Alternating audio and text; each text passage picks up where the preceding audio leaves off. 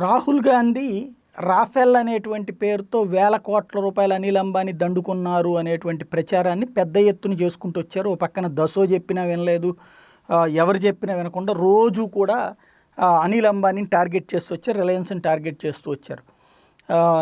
ఇంతకుముందే దసో క్లియర్గా చెప్పింది, కేవలం 800 కోట్ల రూపాయల ప్రాజెక్టుకి సంబంధించినటువంటి ఒప్పందం, అందులో కూడా 51, 49 రేషియోలో మేమిద్దరం షేర్ చేసుకుంటున్నామంటే కూడా లేదు అనిల్ అంబానీకి తీసుకెళ్ళి 30,000 కోట్లు ఇస్తున్నారు, మొత్తం కాంట్రాక్ట్ 70,000 కోట్ల రూపాయలు అయితే 30,000 కోట్లు అనిల్ అంబానీకి ఇచ్చేస్తున్నారు అన్నటువంటి ప్రచారాన్ని పదే చేస్తూ రాఫెల్ దేశద్రోహము ఇట్లాంటి మాటలన్నీ రాహుల్ గాంధీ మాట్లాడుతున్నటువంటి వేళ అనిల్ అంబానీ గతంలో కూడా సుప్రీంకోర్టు తీర్పు తర్వాత స్పందించారు. ఇప్పుడు తాజాగా ఆ సంస్థకి సంబంధించినటువంటి వెబ్సైటు, ఏది రిలయన్స్కి సంబంధించి అనిల్ అంబానీ నేతృత్వంలో ఉన్నటువంటి రిలయన్స్కి సంబంధించి అడాగ్ సంస్థకి సంబంధించినటువంటి వెబ్సైట్లో అనిల్ అంబానీ రాహుల్ గాంధీకి రాసిన లేఖ 4 రోజుల క్రితం పెట్టారు. ఆ తర్వాత వెంటనే దాన్ని మళ్ళీ మధ్యాహ్నం 4 దాకా నుంచి తీసేశారు.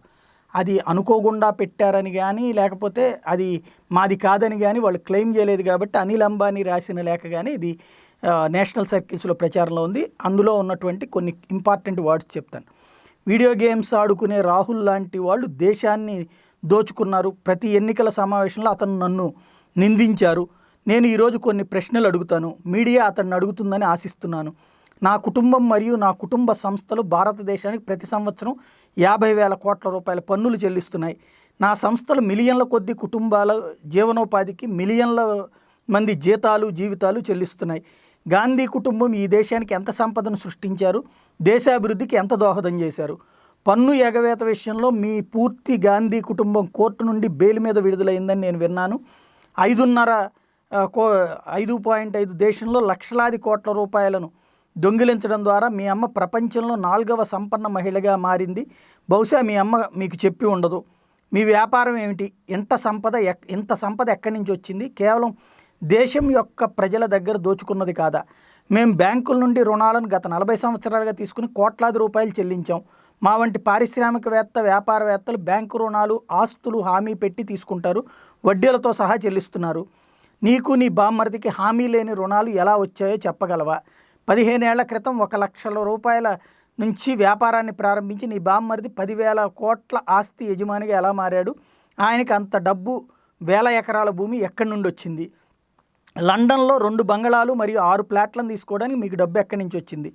నా ప్రియమైన మిత్రులారా, ఈ కుటుంబం ఒక విదేశీ ఏజెంట్ అని తెలుసుకున్నప్పుడు ఈ పార్టీ వ్యతిరేక జాతీయవాదులకు మద్దతిస్తుందని నాకు విశ్వాసంగా తెలిసిన మరుక్షణం నేను కాంగ్రెస్కి విరాళాలు ఇవ్వడం నిలిపివేశాను.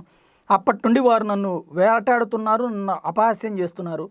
2004 మరియు 2014 మధ్యకాలంలో కాంగ్రెస్ ప్రభుత్వం నా కంపెనీ రిలయన్స్ ఇన్ఫ్రాస్ట్రక్చర్కు 8 జాతీయ రహదారులు మరియు ఉత్తరప్రదేశ్, ఒడిస్సా, తమిళనాడు, కర్ణాటక, పంజాబ్ యొక్క మొత్తం ప్రాజెక్టులు 25,350 కోట్ల రూపాయలు ఎందుకు ఇచ్చింది?